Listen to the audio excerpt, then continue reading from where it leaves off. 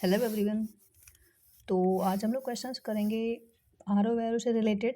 कुछ हम लोगों ने किए थे प्रीवियस ईयर के क्वेश्चंस और बचे हैं कुछ, वो अब करते हैं। ठीक है, तो हम लोग हिस्ट्री के क्वेश्चंस कर रहे थे जहाँ तक मुझे याद है। अच्छा, मुझे 2010 के और कुछ और साल के दो बार पेपर मिले हैं। इसका मतलब है कि पहले जो एग्ज़ाम होते थे वो दो पाली में होते थे ना, तो इसलिए एक ही साल के दो पेपर हैं। बट आज के टाइम पे तो एक साल में एक ही पेपर होता है ना, एक ही पाली में सारे लोग जाते हैं। तो दैट्स द डिफरेंस। तो लेट्स डू द क्वेश्चंस। 2010 फिर से वही ईयर है, बट क्वेश्चन टोटल डिफरेंट है। ठीक है, लेट्स डू। पहला क्वेश्चन क्या है? प्रथम बौद्ध परिषद का संचालन निम्नलिखित में से किसने किया था? तो ये जो मौर्य साम्राज्य है काफ़ी इम्पॉर्टेंट है। इसमें प्रथम, द्वितीय, तृतीय, चतुर्थ जितने भी बौद्ध की जो परिषदों का संचालन हुआ है उस पर रिलेटेड चीज़ों का जानना बहुत इम्पॉर्टेंट है। तो हम लोग देखते हैं, चारों याद कर लेंगे तो चारों लिख सकेंगे। तो पहला जो हुआ था राजगृह में हुआ था, 483 ईस्वी पूर्व में हुआ था। इसके अध्यक्ष थे महाकश्यप। द्वितीय वैशाली में हुआ था 383 ईस्वी पूर्व, 100 साल के बाद में, है ना। सर्वकामी इसके अध्यक्ष थे। तृतीय पाटलिपुत्र में हुआ था 250 ईस्वी पूर्व में। मोगलीपुत्र तिस्स जो थे वो इसके अध्यक्ष थे। चौथा कहाँ हुआ था? कुंडल वन में। फर्स्ट एंड सेकेंड सेंचुरी, मतलब ये बीसी है, बिफोर, अरे मतलब ईस्वी पूर्व है ये, और बाद वाला चौथा जो है वो ईस्वी पूर्व नहीं है। ठीक है। नेक्स्ट क्वेश्चन है, गुजरात चंद्रगुप्त मौर्य के साम्राज्य में सम्मिलित था, यह प्रमाणित होता है। तो जैसा कि हम जानते हैं कि अशोक के विभिन्न प्रकार के बड़े और छोटे शिलाभिलेख मिले, है ना। तो उसमें उन्होंने काफ़ी इन्फॉर्मेशन दी है कि उनकी कौन सी विजय थी। जैसे कि रोमनदेही अभिलेख जो था उसमें बुद्ध जी का जन्म जहाँ हुआ है उसके बारे में चीज़ें दी थी, है ना। तो ये चीज़ें हिस्ट्री की जो गुत्थी हैं उनको सुलझाता है काफ़ी रूप से। तो लेट्स सी द आंसर। तो बी, रुद्रदामन के जूनागढ़ शिलाभिलेख से। तो रुद्रदामन के जूनागढ़ शिला अभिलेख से प्रमाणित होता है कि जो गुजरात है चंद्रगुप्त मौर्य के साम्राज्य में सम्मिलित था। चंद्रगुप्त मौर्य ने वहाँ सुदर्शन झील का निर्माण करवाया था। अच्छा, जो गुजरात और ये जो यूपी, दिल्ली, जितना भी रीजन था इंडिया में, मोस्ट ऑफ इन्होंने क्या किया था ना, ख़राब मैप मुझे, सॉरी, बट मतलब इन्होंने पूरा समझ लो अखंड भारत जो है, अफ़गानिस्तान वगैरह सब कुछ इन्होंने लगभग साउथ इंडिया का कुछ पार्ट छोड़ के बाकी सब कुछ अपने हवाले कर लिया था। तो एक अखंड भारत का निर्माण इन्होंने किया था, है ना, वो चीज़ है। अगला क्वेश्चन देखते हैं, निम्नलिखित में से कौन एक अशोक का अभिलेख परंपरा की पुष्टि करता है कि गौतम बुद्ध का जन्म लुम्बिनी में हुआ था? जैसे मैंने अभी क्वेश्चन की बात की थी तो वही क्वेश्चन है ये। डी, मतलब रुम्बिनी अभिलेख। लघु स्तंभ लेखों में रुम्बिनी अभिलेख काफ़ी महत्वपूर्ण है क्योंकि इस अभिलेख से पता चलता है कि गौतम बुद्ध जी का जन्म लुम्बिनी में हुआ था। ठीक है। अगला प्रश्न है, निम्नलिखित में से कौन एक तमिल देश के संगम युग का राजवंश नहीं है? तो चोल, चेर, पांड्य जो हैं वो साउथ के एक साथ में चलने वाले राजवंश थे, संगम वंश, बट ये जो पल्लव है वो नहीं था। ठीक है। अगला प्रश्न है, सूची 1 को सूची 2 से मिलाओ। तो ये हड़प्पा संस्कृति की बस्तियाँ और नदी दी है, तो ये काफ़ी इंपॉर्टेंट हो जाता है क्योंकि जो नदियाँ होती हैं और स्टेट या फिर नगर कोई भी, तो इम्पॉर्टेंट है वो क्वेश्चंस। लेट्स सी एग्जैक्ट देखते हैं। हड़प्पा जो है रावी नदी के पास में था। रावी पता ही है कि पंजाब के पास में है। कालीबंगा, घग्गर, लोथल, भोगावा नदी, रोपड़, सतलज नदी। ठीक है। नेक्स्ट क्वेश्चन है, अब्दुल रज्जाक विजयनगर आया था, तो ये है देवराय सेकंड के राज्यकाल में। फारसी राजदूत अब्दुल रज्जाक देवराय सेकंड के साम्राज्य में विजयनगर में आया था। वह विजयनगर के बारे में लिखता है कि यह दुनिया का सबसे भव्य शहरों में से एक है, मतलब कि काफ़ी सुंदर है ना। तो जो पिछली मतलब एंशियंट टाइम पे हमारे विभिन्न देशों से जो टहलने घूमने वाले या फिर किसी भी पॉलिटिकल रीज़न से दूसरे देश में जाते थे लोग, वो लिखते थे उस देश के बारे में, तो उन चीज़ों से भी काफ़ी इन्फॉर्मेशन मिलती है ना। जैसे कि हमारे यहाँ पे फोहयान, होइनसांग, अलबरूनी, है ना, इन सब लोगों ने इंडिया के बारे में काफ़ी कुछ लिखा है जिससे हम इंडिया के बारे में जानते हैं। पहली बात तो हम सोचते हैं कि इंडिया के बारे में दूसरों के लेखों से क्यों, क्योंकि हमारे यहाँ पे जो ये लेखन कला है उसका ज़्यादा प्रचलन नहीं था। मतलब जो शिष्य थे गुरुओं के, वो वोकली मतलब बोल बोल के जो गुरु सिखाते थे, तो वो याद, जैसे होता नहीं याद हो गया बच्चों को, उस टाइप से उनके माइंड में था। जो चारों वेद बने हैं ये एग्जैक्ट गुरुओं के द्वारा नहीं बने, जो शिष्य हैं बोल बोल के जो भी सीखा वो सब चीज़ें, तो धीरे धीरे करके करते बहुत लोगों का इसमें कंट्रीब्यूशन है, तो वो चीज़ हो जाती है ना। तभी इन सब चीज़ों से एंशियंट हिस्ट्री और हिस्ट्री के बारे में काफ़ी कुछ चीज़ें पता चलती हैं। ठीक है, नेक्स्ट क्वेश्चन है, एक डच पर्यटक जिसने जहांगीर के शासनकाल का मूल्यांकन विवरण दिया, वो कौन था? तो फ्रांसिस पैलसर्ट। डच पर्यटक फ्रांसिस्को पैलसर्ट ने जहांगीर के शासनकाल का मूल्यवान विवरण दिया। ठीक है, जहांगीर के शासनकाल में captain Hawkins, sir Thomas Roe, William Finch and Edward Terry जैसे यूरोपीय भारत आए थे। ठीक है, ये काफ़ी इंपॉर्टेंट टाइम है। नेक्स्ट है, मुगल चित्रकला की आधारशिला किसने रखी थी? तो आधारशिला हुमायूं ने रखी थी। अगला है, निम्नलिखित में से किसने कालिदास की प्रसिद्ध रचना शकुंतला का पहली बार अंग्रेजी में अनुवाद किया था? तो इसमें होगा सर विलियम जोन्स ने। कालिदास की प्रसिद्ध रचना शकुंतला का पहली बार अंग्रेजी में अनुवाद सर विलियम जोन्स ने किया था, जबकि गीता का अनुवाद चार्ल्स विलियम ने किया था। 1784 में विलियम जोन्स ने एशियाटिक सोसाइटी ऑफ बंगाल की स्थापना की थी। तो एशियाटिक सोसाइटी ऑफ बंगाल की स्थापना का मेन ये उद्देश्य था कि ये जो भारत में ऊंच नीच की भावना है, जाति भेद है, इन चीज़ों को दूर किया जाए। जो पूजा के नाम पे पाखंड किया जा रहा था, तो इन्होंने काली माता को मैडम काली बोला था, मतलब इस टाइप से कि no no there is no god and they are all are normal human, like that. जो भी इनकी चीज़ें थी, बट ये पॉजिटिव की जगह नेगेटिव काम ज़्यादा कर गई इनकी चीज़ें, है ना। क्योंकि वो इंडिया में मेन रिलीजन जो है वो मेन आइडेंटिटी होती है इंसान की, तो अगर उस पर कोई फॉरेनर आके बोले कि no it's not real, everything is fake, तो वो मुझे मतलब वो चीज़ें काफ़ी ज़्यादा प्रभाव करी, है ना, उल्टा काम करी।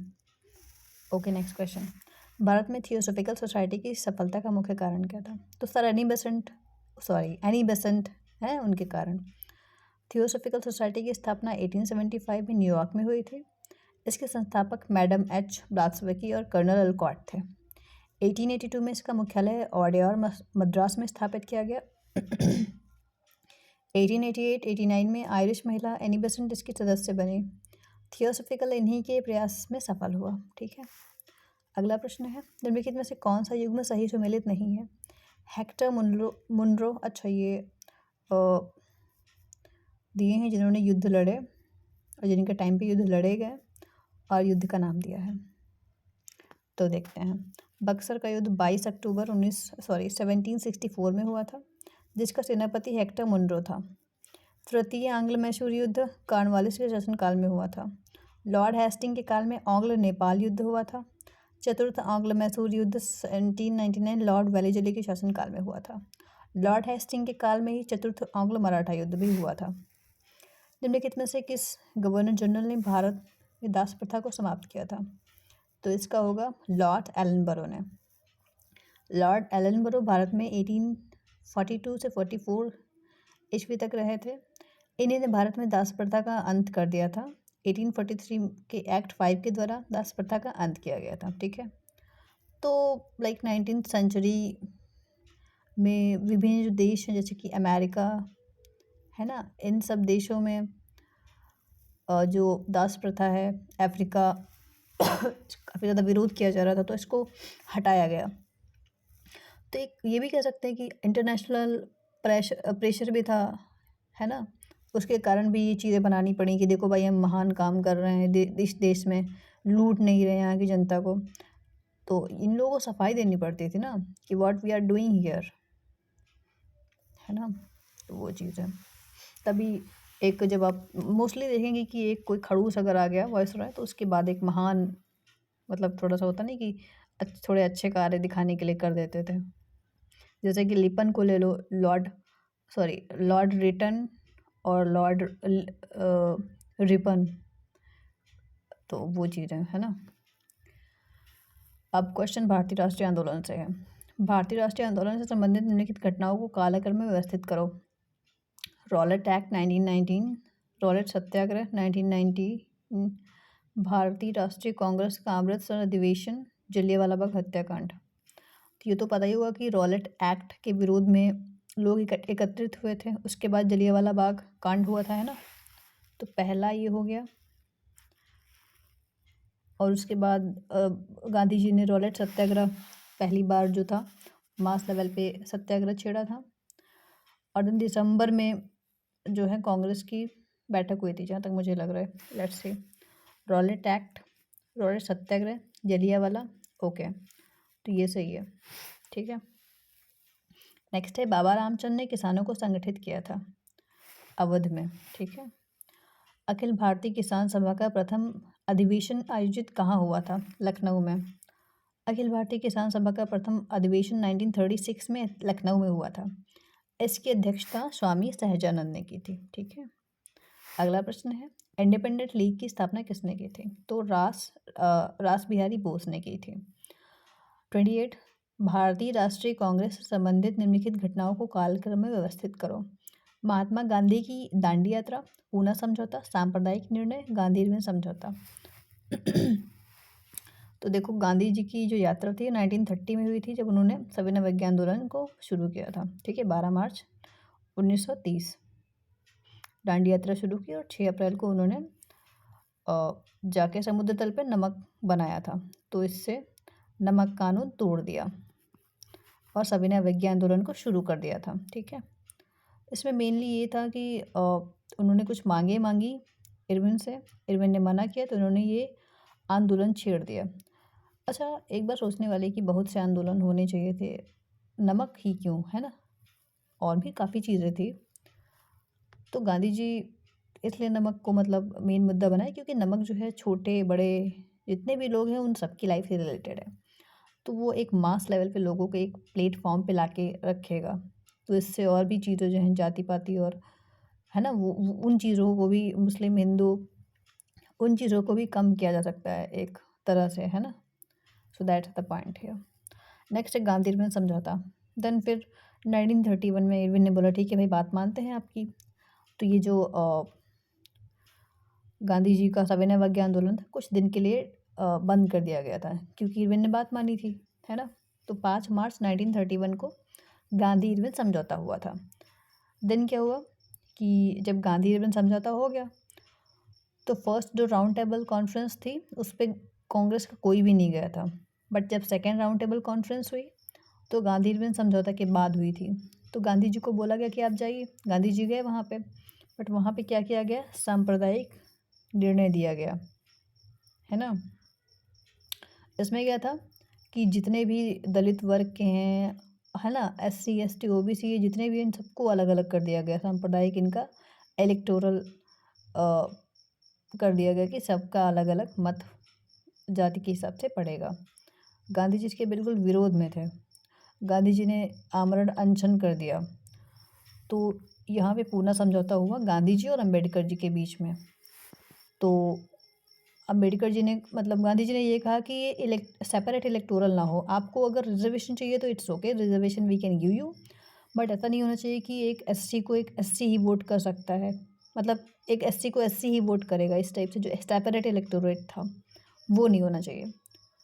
तो अंबेडकर ने वैसे तीनों जो राउंड टेबल कॉन्फ्रेंसेस हैं वो ज्वाइन की थी, बट काफ़ी प्रेशर था उनके ऊपर, क्योंकि गांधी जी उस टाइम पे राष्ट्रपिता तो बाद में बोला था सुभाष चंद्र बोस जी ने 1945 के आसपास, बट काफ़ी ज़्यादा नाम था गांधी जी का। तो उन पे अगर सोचा कि अगर ये आमरण अनशन पे हैं, अगर इनको कुछ हो गया तो चीज़ें बहुत ख़राब हो जाएंगी, तो उन्होंने फिर पूना समझौता किया बिना मन के। तो ऐसे चीज़ें हुई। तो यहाँ पे आंसर होगा A। फर्स्ट, पहला, चौथा, तीसरा, दूसरा, ठीक है। तो ये सारी एक मतलब होता ना कि स्टोरी टाइप है, तो उसी के आगे पीछे की चीज़ें दी हैं यहाँ पे। अगला क्वेश्चन है, हाँ, निम्नलिखित में से किसने रविन्द्रनाथ टैगोर को महान प्रहरी कहा था? तो महात्मा गांधी जी ने बोला था इनको महान प्रहरी। ठीक है। हिंदुस्तान रिपब्लिकन संगठन की स्थापना कब की गई थी? अरे आई मीन कहाँ की गई थी है ये? कानपुर में। हिंदुस्तान रिपब्लिकन संगठन की स्थापना 1924 में कानपुर में की गई थी। उसके बाद में सोशलिस्ट रिपब्लिकन हो जाएगा, है ना, तो ऐसी चीज़ें बदली। नेक्स्ट है कथन दिए हैं यहाँ पे, महात्मा गांधी द्वारा 1922 में असहयोग आंदोलन को स्थगित कर दिया गया था। कारण है, तो जहाँ पे कारण होता है वहाँ पे हम लोग ऐसे कर सकते हैं क्योंकि। पहला पढ़ो उसके बाद बोलो क्योंकि। इस स्थगन का CR दास एवं मोतीलाल नेहरू द्वारा विरोध किया गया। इट्स नॉट द रीज़न, है ना, ये कैसे हो सकता है? तो आर नहीं सही है, मतलब रीज़न नहीं सही है, बाकी दोनों कथन सही हैं। मोतीलाल नेहरू और चित्तरंजन दास दोनों ने विरोध किया था कि भाई इतने सारे लोग इकट्ठा हो गए, स्टूडेंट्स ने अपनी स्टडी छोड़ दी, स्कूल छोड़ दिए, वकील हैं उन्होंने वकालत करनी छोड़ दी, जो शॉपकीपर हैं उन्होंने अपनी दुकान बंद कर दी, जो मजदूर हैं उन्होंने अपना जाना बंद कर दिया, है ना, काम ठप हो गए थे।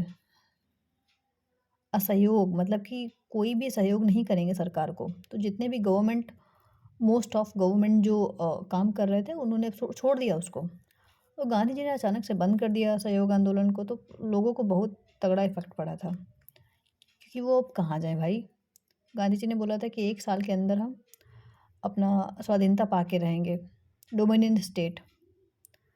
तो वो चीज़ है, लोगों को काफ़ी ज़्यादा शॉक लगा था, और तो इन लोगों ने इसका विरोध किया था, CR दास मोतीलाल नेहरू ने। ठीक है। लास्ट क्वेश्चन ऑफ 2010, निम्नलिखित में से किसने महाराष्ट्र में प्रार्थना समाज की स्थापना की थी? तो आत्माराम पांडुरंग ने। 1867 में मुंबई में डॉक्टर आत्माराम पांडुरंग ने प्रार्थना समाज की स्थापना की थी। वास्तव में इस समाज को प्रसिद्धि दिलाने का श्रेय महादेव गोविंद रानडे को है। तो ये क्वेश्चन हो गए 2010 के। Next question we will do later. Till then bye bye, जय हिंद।